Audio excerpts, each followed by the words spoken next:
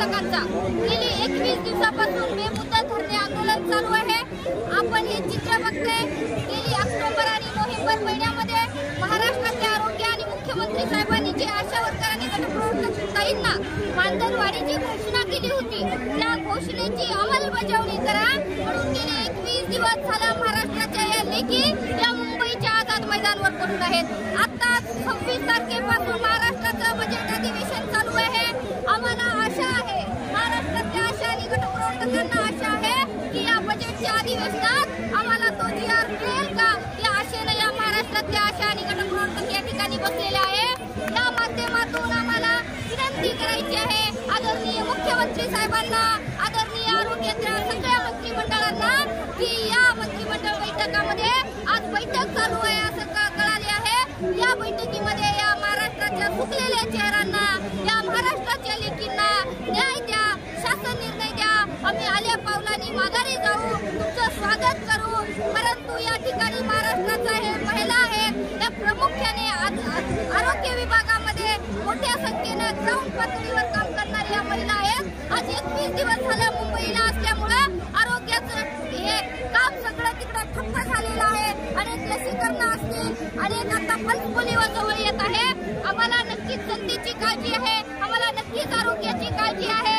आम्ही अगदी तन मन धन लावून आरोग्याची काळजी करतोय, जनतेची सेवा करतोय, परंतु आम्हाला कामाचा दाम मिळत नसाल म्हणून आम्हाला या आंदोलनाचं हत्यार उचलावं लागलं। म्हणून आजच्या तारखेमध्ये आदरणीय सगळ्या महाराष्ट्रातल्या मंत्रिमंडळांना विनंती आहे, आजच्या तारखेमध्ये आपण या महिलांचा शासन निर्णय द्या आणि यांना या आंदोलनातून मुक्त करा।